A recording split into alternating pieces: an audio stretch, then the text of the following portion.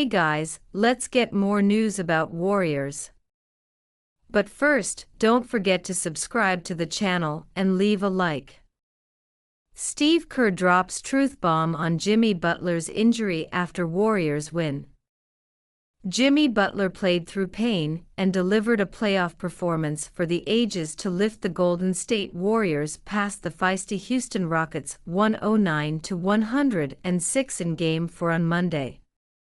Butler scored 14 of his 27 points in the fourth quarter, as the Warriors moved within a win away from advancing to the Western Conference semis.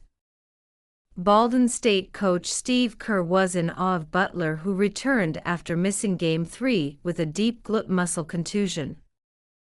If this were the regular season, Kerr said Butler would have missed a week or two.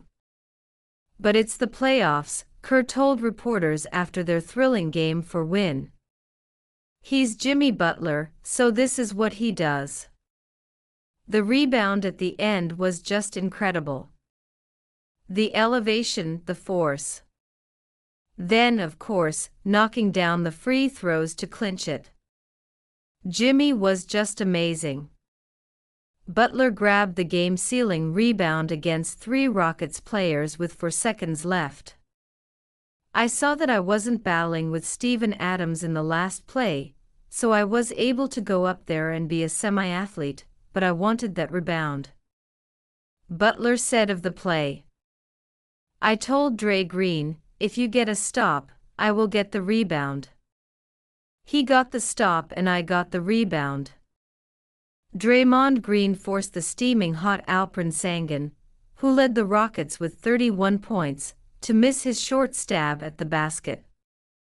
Butler got loose from Rockets forward Dillon Brooks and collared the rebound that had Kerr all pumped up. On the offensive end, Butler came through in the clutch, scoring 11 of the Warriors' last 14 points to overcome the gritty Rockets, who took a 101-97 lead with 420 left. He played through the injury, Green said of Butler. It was beautiful, but what his presence does for this team is humongous. In the first 3 quarters, he couldn't move. Not sure how he started moving in the fourth quarter, but he never complained. He stuck with it. I think what was most important when the time was right, everybody on our side looked to get him the ball. When you get him the ball, he makes great things happen for himself or for others. It was huge. I think my favorite play was the last rebound. I looked up. I thought it was Jonathan Kuminga out there flying. It was Jimmy. Butler is 13 years senior to Kuminga. Yet he played like he was 22 again, young and athletic in the riveting fourth quarter. I thought it was winning time, Butler said about his fourth quarter performance. It's just part of the game. Your body starts to warm up. You start to match a little bit better. You gain confidence. People start talking to you. Then good things happen. Butler's competitive drive kicked in after his back and forth with Brooks. I like it, Butler said of his heated exchange with Brooks. I think we all like it when people start chirping. It's been this way this entire series. I don't think it's going to change, and we're going to go out there. We're going to compete, and we're going to go do what we're supposed to do in Houston. Win Game 5 and get more rest to prepare for the conference semifinals. Brandon Podziemski is beginning to make his playoff lore for Warriors. The NBA postseason reveals truth that 82 regular season games can sometimes obscure. It's where pretenders become contenders, and where hyped prospects suddenly look like deer caught in championship headlights. But most importantly, it's where legends are born. And Dub Nation. I'm here to tell you that we're witnessing something special unfolding right before our very eyes.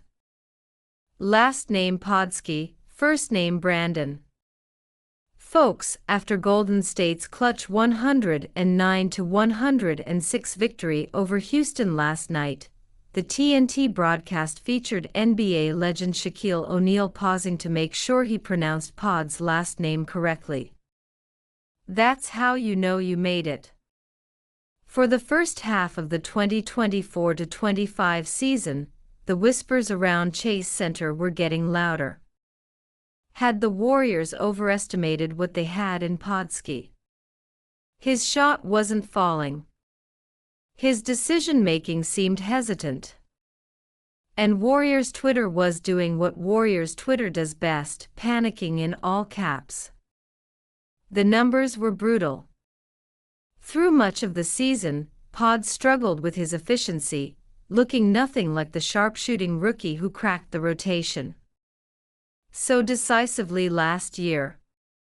The sophomore slump had claimed another victim, and the vultures were circling. Enter Draymond Green, who delivered what might go down as the most important 5-minute media session of the season. What he's trying to work through is y'all's fault, Green told reporters, putting the media on blast. He was trying too hard to be an all-star instead of just taking the next step. Sometimes the harshest truths come from those who care the most. And something in that public defense seemed to flip a switch in the 22-year-old guard. Since the calendar flipped to mid-February, we've seen a completely different player emerge from the statistical ashes. Post All-Star Pods has been nothing short of Rivoli. The shooting splits tell the tale. 47.8% from the field, and a blistering 43.8% 8% from downtown since February 13th. That's not just a hot streak. That's the kind of efficiency that forces opposing coaches to rip up their defensive game plans in real time. But the statistical transformation goes beyond just shooting percentages. Pods has been a legitimate two-way force, using his basketball IQ to compensate for what he might lack in raw athleticism. The charge-taking machine from his rookie season has evolved into a complete defender who seems to materialize exactly where the ball is headed. Through 4 games against Houston, the official playoff stats paint a picture of a young guard finding his rhythm at exactly the right moment. 12.5 points per game on 37.8% shooting, 37% from deep with 4.3 rebounds, 3.0 assists, and 1.3 steals. Those numbers might not blow you away at first glance, but context is everything. While Jalen Green has posted marginally better raw numbers, 15.5 ppg, his shooting efficiency 31.3% from 3, and turnover issues 3.0 per game, including 5 in Game 4, reveal a young star still struggling to adapt to playoff intensity. Game 4 might as well have been called the Podzimski game. Warriors face brutal Jonathan Kuminga decision after Jimmy Butler injury update. The Golden State Warriors will be buoyed by the return of Jimmy Butler for Game 4 of their first-round series against the Houston Rockets at Chase Center on Monday night. According to NBA insider Chris Haynes, Butler will make his return after missing Game 3 and the final 3 quarters of Game 2 due to a pelvic contusion. It comes after an earlier report on Monday from ESPN Shams Charania stating that the Warriors were expecting to regain their 6x All-Star.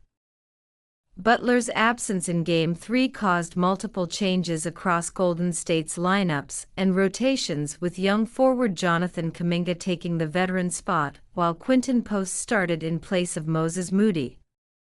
Kuminga had some good moments guarding Rockets guard Jalen Green, and had a couple of important baskets at the rim early in the third quarter, but only played 17 minutes, in which he scored 7 points, and was a -5 in the 104-93 victory.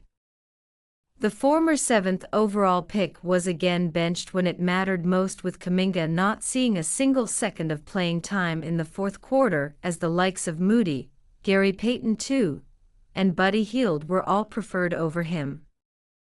Butler's return could mean Kuminga is once again out of the rotation completely, having received 3 straight DNPs prior his teammate's injury in Game 2.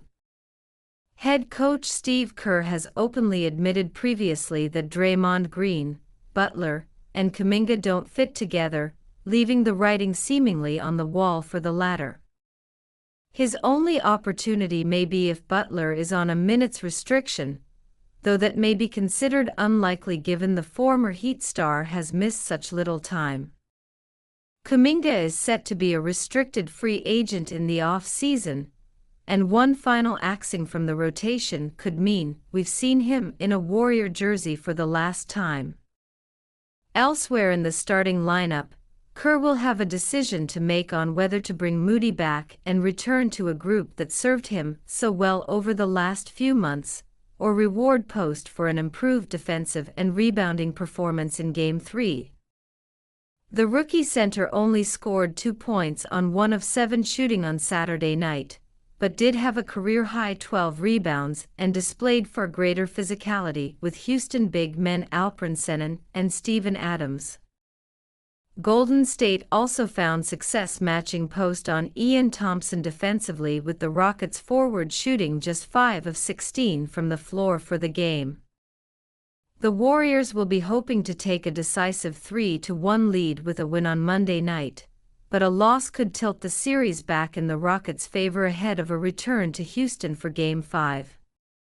And you fan, what do you think about Jimmy Butler's situation?